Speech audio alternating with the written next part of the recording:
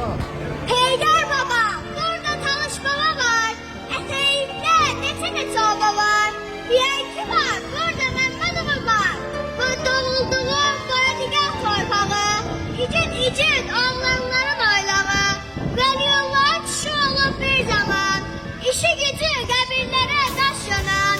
Qıca səslər kənddə verərmiş azad. Məhəllədə bir ağacan çıxarmış. Ələnlərə adam razan oxurmuş.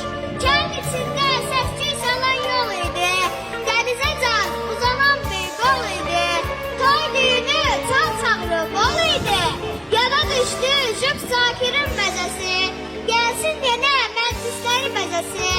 Yol boyunca həyətləri çəpərdi. Başın ilə maşallah bir səfərdi. Uşaqlar da arxasınca çapardı. Akşam evdə döyülən kim, döyən kim. Dağış edib bir səfəri zəyən kim.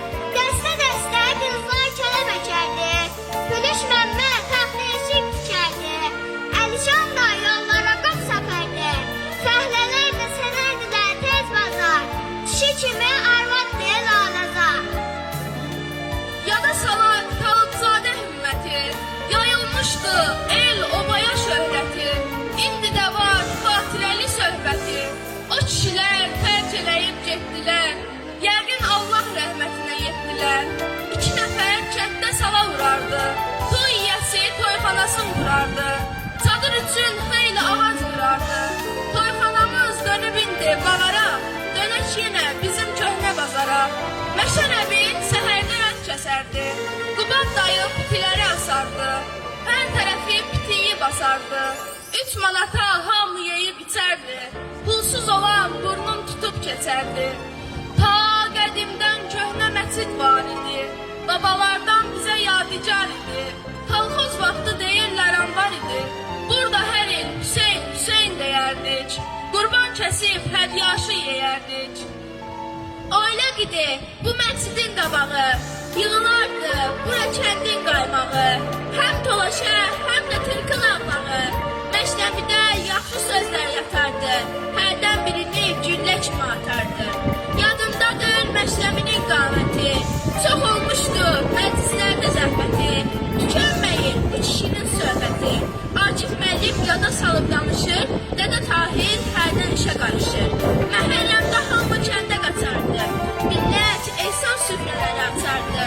Daş, divar da Hüseyin ətri saçardı. Ağa Hüseyin yaxşı sinə vurardı. Cavanlar da tamaşaya durardı.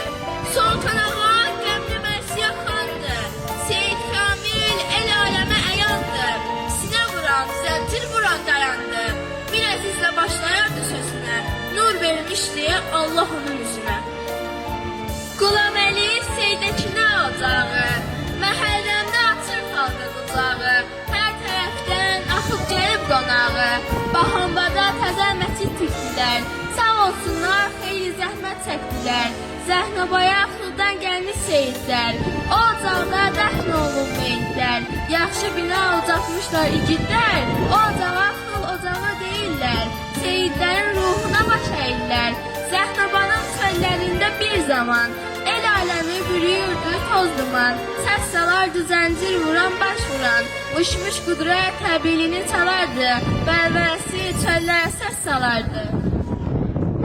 Uşa gidip heyran aldı bizleri. Xəyalımda o günlərin izləri. Qocalmışdı, tutulmuşdu gözləri.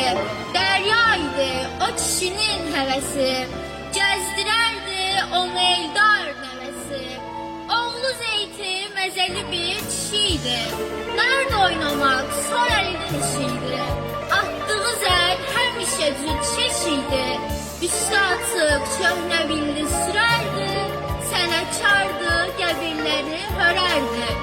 Kəndimizin gün çıxanı Ləcoba, gün batanı Bəhmənoba, Bahomba, Dərvişoba, indi olub Dövşoba. Zəhnabanın adı zaman obaymış, əzəlindən kəndimiz dörd obaymış.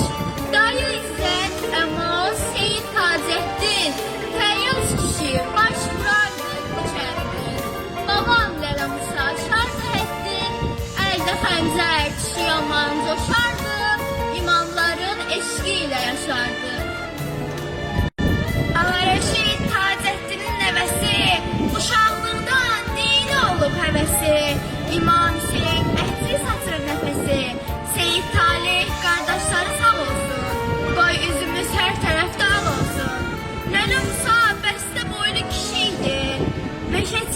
bu kişinin işiydi.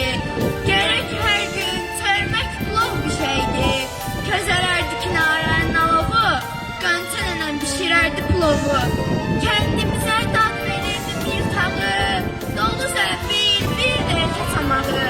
Xərclik verib şad edərdi uşağı, sıpa kütlə inam edərdi. Şilləsini alnımıza döyərdi. Bu kişinin her əməli sirr olub, ruhu yəqin mələklərlə bir olub. Yatdığı yer həyətində pir olub, nəbələrdə qaldı onun zəmbili. Nurlu üzü həm yerişir həm dili. Bu şeir Məmməd Əvəzoğlu'nun Kendimiz poemasındandır. Sağ olun. Bu şagirdler Boradigah bir sayılı tam orta məktəbin şagirdləri idi. Bütün Boradiganın tarixini dediler.